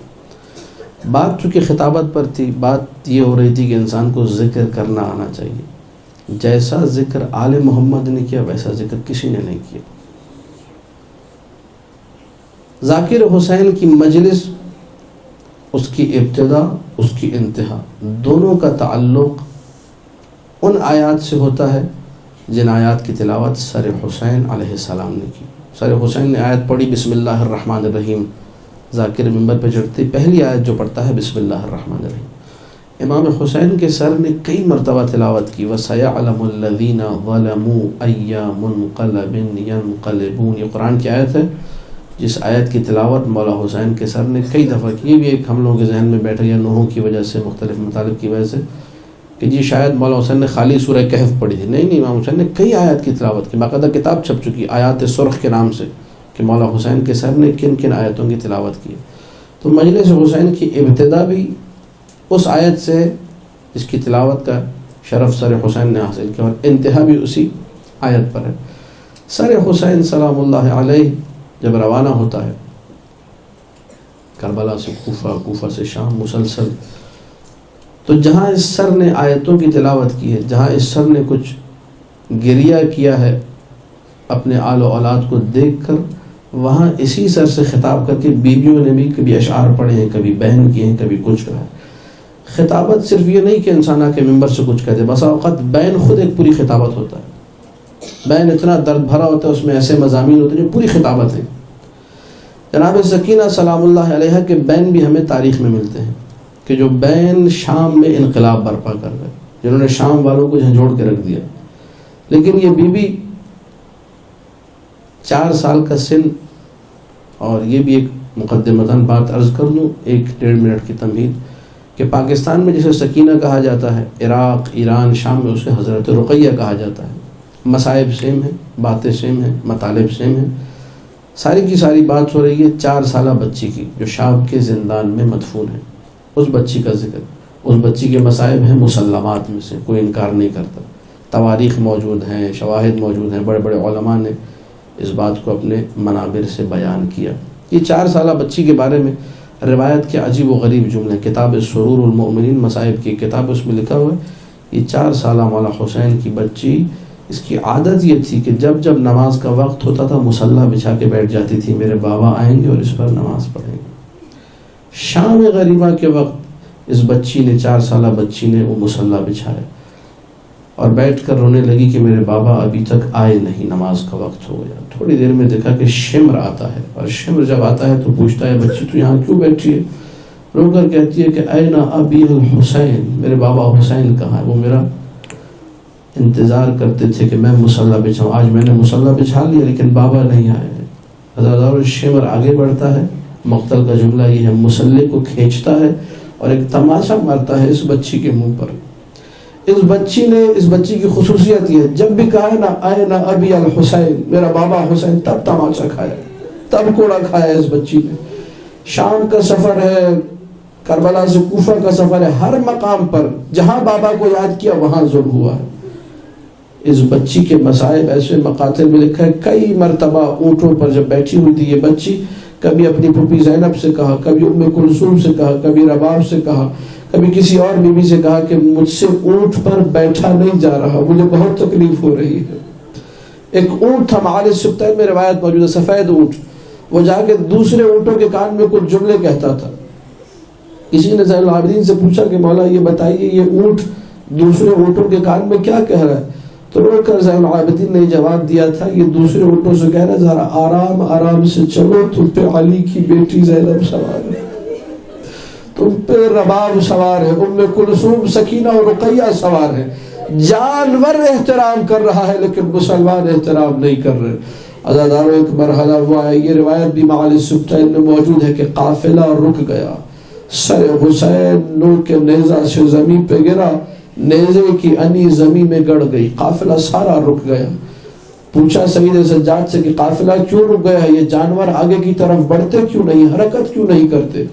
میرے مولا نے جواب دیا کہ حسین کی ننھی بچی ناقے کی پشت سے زمین پہ گر گئی ہے، جب تک سکینہ واپس نہ آئے گی یہ 4 سالہ بچی، قافلہ آگے نہیں بڑھے گا. مولا نے ادھر یہ جملے کہے، زینب کبریٰ نے خود کو ناقے سے گرایا، پرخار میدان میں دوڑنا شروع کیا. سکینہ میری بچی کہاں ہے، میری لاڈلی سکینہ کہاں ہے؟ عزادارو جناب زینب کبریٰ سکینہ کو پکار رہی ہے. ملا مہدی مازندرانی لکھتے ہیں اچانک ہی دور سے دیکھا کوئی برقع پوش بی بی سکینہ کے بالوں سے خاک کو صاف کر رہی ہے، پاؤں سے قدموں سے خاروں کو نکال رہی ہے اور روتی جا رہی ہے اور کہہ رہی ہے میری جان سکینہ، میری بچی سکینہ. پکار کر زینب کبریٰ نے کہا کون؟ کہا کہ زینب بیٹا میں تمہاری ماں فاطمہ زہرا ہوں، جہاں جہاں حسین کے بچے گریں گے میں آؤں گی انہیں دلاسا دینے کے لیے، میں آؤں گی ان کے بالوں سے خاک کو صاف کرنے کے لیے۔ یہ قافلہ چلتا رہا، بس آخری جملے یہاں تک کہ زندان شام آیا۔ طاہر دمشقی یزید کا خادم ہے، کہتا یزید سو رہا ہوتا تھا، میں نے کئی مرتبہ دیکھا تشت میں رکھا ہوا سر حسین بلند ہوتا تھا، کھڑکی سے وہ مقام جہاں زندہ نظر آتا تھا اس مقام کا رخ کرتا تھا، اور اس سر سے آنسو بہتے ہوئے میں نے خود دیکھے، اور کہتا تھا بار الہ میری اطرت کے ساتھ کیا ہو رہا ہے، میری اولاد کے ساتھ کیا ہو رہا ہے، بار الہ تو میرے بچوں کا انتقام لینا۔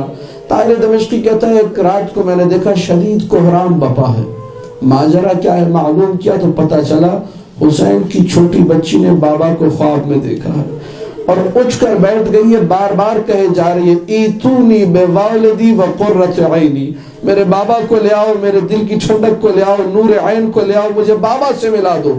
اتنا گریہ کیا کہ 84 بیوہ بچے سب جمع ہو گئے، سکینہ کے گرد سب رو رہے زار و قطار۔ طاہر دمشقی کہتا ہے یزید اٹھ کر بیٹھ گئے، کہنے لگا یہ کوہرام کیسا ہے، یہ گریہ کیسا ہے؟ میں نے کہا کہ حسین کی ایک چھوٹی سی بچی ہے، کہتی ہے مجھے بابا سے ملا دو۔ کہا تو جاؤ ملا دو۔ میں نے کہا بابا نہیں ہے، کہا بابا نہیں ہے تو بابا کا سر تو ہے، ارفعوا رأس الحسین وحطوا بین ایدی، جاؤ سر حسین کو لے جاؤ اور اس بچی کے سامنے پھینک دو۔ اس لعین نے یہ جملے کہے۔ طاہر دمشقی کہتا ہے میں نے تشت میں سر کو رکھا، اس پر ایک سفید کپڑا ڈالا، جیسے ہی میں زندان کے دروازے پر پہنچا دروازہ کھولا، اب جو تشت بچی کے سامنے رکھا، دیکھیے 4 سال کی بچی یہاں پہ مائیں بیٹھی ہوں گی، وہ سمجھتی ہیں، رو کر بچی یہ کہتی ہے مجھے کھانا نہیں مجھے بابا چاہیے۔ کتنی معصوم بچی تھی نہ جانے جس نے یہ جملہ کہا۔ طاہر دمشقی کہتا ہے میں نے سفید کپڑے کو پلٹا، میں نے کہا یہ تیرے بابا کا سر ہے، رو کر کہا انت ابی الحسین، سر اتنا زخمی تھا کئی گھاؤ سر پر لگے ہوئے تھے، سر کو اٹھایا ہے اور اس کے بعد بوسے دینا شروع کیے۔ یا ابتاه من الذي اعتمني على صغر سنی، 15 سے 20 بین منتخب ترہی میں نقل ہوئے، میں 3-4 پڑھ کے زحمت کو تمام کروں۔ یا ابتاه من الذي اعتمني على صغر سنی، بابا مجھے اتنی کم سنی میں یتیم کس نے کر دیا بابا؟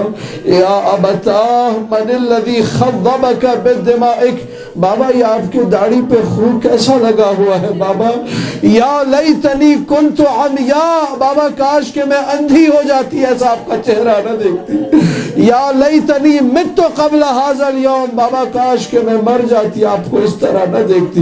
سکینہ بیان کرتی رہی۔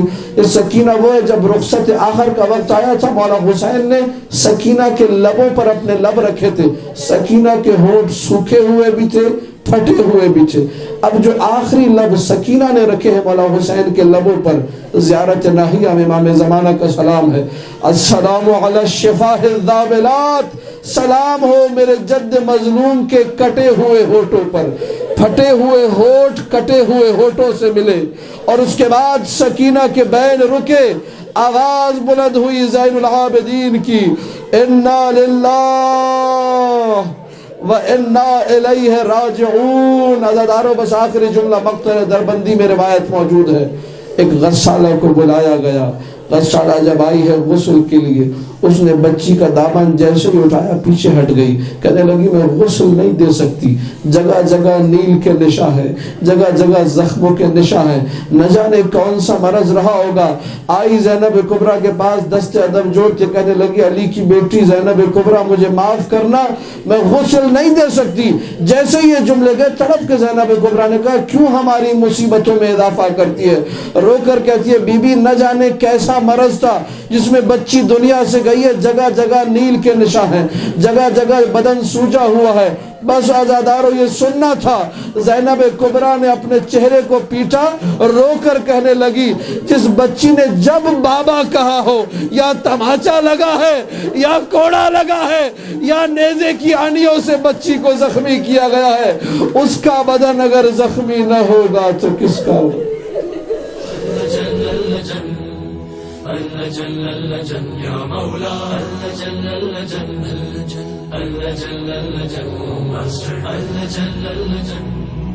اللجل يا صاحب السماء